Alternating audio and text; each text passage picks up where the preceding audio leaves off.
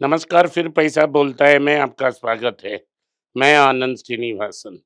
आज सोने का दाम में इजाफा हुआ है, 80 रुपया ऊपर चली गई है, 13,430 है। 24 कैरेट गोल्ड 14,651। सिल्वर का दाम में गिरावट है, 245 है। इसका मतलब है सिल्वर का दाम 220 है। रुपये का दाम 94.70 तक पहुंच गया है। अगर आप बाहर जाके डॉलर खरीदना चाहें 98 तक चले जाएगा। अगर आपके पास बैंक में अच्छी पकड़ है तो 96 में मिल सकती है। ब्रेंट का दाम 105 106 पे चल रही है। आज निफ्टी में बहुत अच्छी दिन थी और 450 पॉइंट नीचे था। जब मैं 3 बजे देख रहा था 450 पॉइंट नीचे था। बैंक निफ्टी लगभग 1400 पॉइंट नीचे। ओवरऑल देखें तो मार्केट बहुत नेगेटिव है। Auto wine -1.7, IT +0.9, pharma -0.2, FMCG -1, metal -1.2। आज की स्टॉक्स में बेहाल हुई है टाटा कंसल्टिंग सर्विसेज जो 1% ऊपर है। टाटा मोटर कमर्शियल व्हीकल लगभग 5%, Tata motor passenger 4.5%, Manappuram 2.7%, तंगमइल 2.7, south Indian bank 2.5, Indus bank 2.3, hero motor Corp 2.3, IDFC bank 2.2, federal bank 1.7। आज मार्केट में पहला न्यूज़ ये है कि गोल्डमैन सैक ने भारत की इक्विटी शेयर्स को डाउनग्रेड कर दी है। उन्होंने मार्केट को अंडरवेट कर दी है और उन्होंने कहा है कि वीक अर्निंग्स हो रही है और एफपीआई बाहर जा रहे हैं, तो नियर टर्म में डाउनसाइड रिस्क ज़्यादा है और इसीलिए मार्केट और नीचे जा सकती है।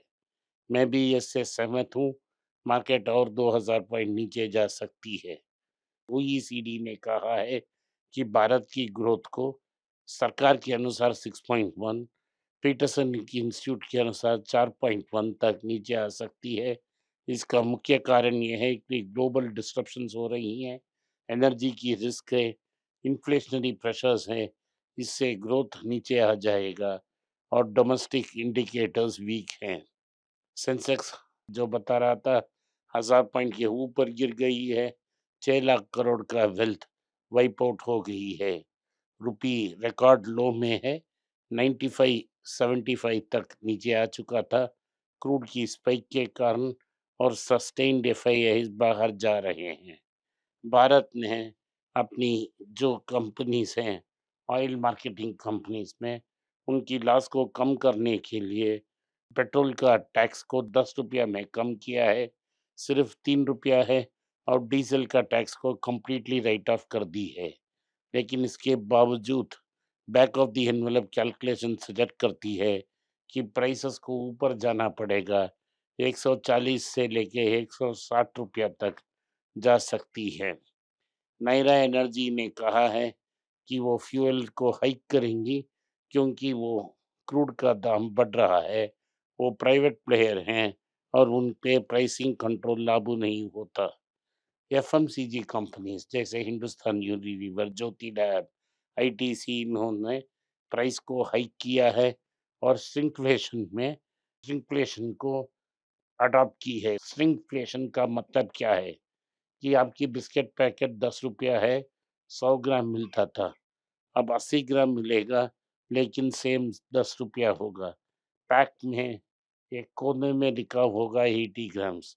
दिखने में वही लगता है कि ये 100 ग्राम बिस्किट है, लेकिन ये एक्चुअली 80 ग्राम है। इसे हम श्रिंक इन्फ्लेशन कहते हैं। इसीलिए श्रिंकफ्लेशन दोनों टर्म्स को ज्वाइन कर कर निफ्टी की मेटल इंडेक्स पीक से लगभग 8% की ऊपर गिर गई है। एनालिस्ट बोलते हैं डिप में कंसीडर करो। मैं कहता हूँ अभी तक नीचे नहीं आई है टाटा स्टील जैसे कंपनी, आपको वेट करना पड़ेगा, अभी एंटर मत कीजिए। बासमती राइस एक्सपोर्ट कंपनी के पास 25,000 करोड़ की पेमेंट डिले है क्योंकि उनकी जहाज मिड सी में है, डिलीवरी हो नहीं पा रही है। इनसे बहुत प्रेशर में आ रही है। गवर्नमेंट ने ऑटो सेक्टर से कहा है कि आप जल्दी-जल्दी इलेक्ट्रिफिकेशन कीजिए ताकि फ्यूल की रिक्वायरमेंट कम हो जाएगी, ईवी को ट्रांज़िशन कीजिए। लेकिन भारतीय कंपनीज़ में सिर्फ़ टाटा मोटर्स एक कंपनी है जिनके पास मल्टीपल मॉडल्स हैं, मल्टीपल एंट्री पॉइंट्स हैं। राइट्स इश्यू के सर्ज हो रही है क्योंकि म्यूचुअल फंड्स क्यूआईपी में इन्वेस्टमेंट्स नहीं कर रहे हैं, मार्केट वोलेटिलिटी के कारण। इंडिया ने चाइना से भीख माँगा है और बोला है कि बाबा जी आप चीपर एडिबल ऑयल दे दें क्योंकि इंडोनेशिया से और मलेशिया से जो मिल रही है वो ज़्यादा कॉस्ट हो रही है। फूड इन्फ्लेशन ज़्यादा हो रही है, इसीलिए सोर्सिंग डिमांड को शिफ्ट कर रहे हैं। गोल्ड और सिल्वर फ्यूचर मार्केट्स में क्रैश थी आफ्टर एमसीएक्स रीओपन्स। टाटा सन्स की प्रॉफिट्स हैं, इस साल भी प्रॉफिटेबल हैं, दिए बावजूद कि उनकी टाटा इलेक्ट्रॉनिक्स और टाटा न्यू ऐप में बहुत लॉसेस हैं, इनके बावजूद ये प्रॉफिटेबल हो गए हैं। ये उनकी एग्जिस्टिंग कंपनीज़ की परफॉर्मेंस की रिजल्ट है। दी सब्सिडरी लॉसेस जो हैं, उन्हें ऑफसेट करने वाले तरह शॉर्ट टर्म और स्ट्रॉन्ग लॉन्ग टर्म प्रॉफिट्स उन्होंने मदद की। इंडस इंड बैंक ने कहा है कि वो कैपिटल गेन्स अकाउंट को लॉन्च कर रहे हैं, जहां लोग अपना कैपिटल गेन्स पैसा रख सकते हैं, जब तक दूसरा इन्वेस्टमेंट फिर डिसाइड ना करें। सेबी ने एचडीएफसी की बैंक की गवर्नेंस और डिस्क्लोजर्स देखी है। न्यूज़ में जो आ रही है ये कह रहे हैं कि अतनु चक्रवर्ती और शशिधर जगदीश के बीच में तगड़ा जोश था, वर्बल वॉर हुआ था और वो चाहते थे कि उनको टर्म रिन्यू ना हो जाए। लेकिन जब एंटायर बोर्ड ने शशिधर जगदीश की टर्म को एक्सटेंड की, उन्होंने रिज़ाइन की। एल&टी टेक्नोलॉजीज़ ने स्मार्ट वर्ल्ड बिज़नेस नाम का उनका बिज़नेस को ये एएमआई पैराडाइम को बेच दिया है। अल्ट्राटेक और जयप्रकाश के एसोसिएट्स के बीच में जो डिस्प्यूट था, उसे अल्ट्राटेक ने सेटल कर दी। इससे सॉल्वेंसी पिटीशन आगे जाएगी और जो भी एसेट्स हैं इस कंपनी की वो सीज हो जाएंगी। जापानीज चिप जायंट्स ने मेगा मर्जर की प्लान बनाई है। इनमें से रोन, तोशिबा और मत्सुबिशी हैं। एक कॉमन बड़ा प्लान बनाना चाहते हैं जिससे वो मार्केट लीडरशिप को फिर से जापान के पास लेके आए हैं। एंथ्रोपी जो क्लाउड का मालिक है वो अभी मेगा आईपीओ करने की कोशिश कर रहे हैं।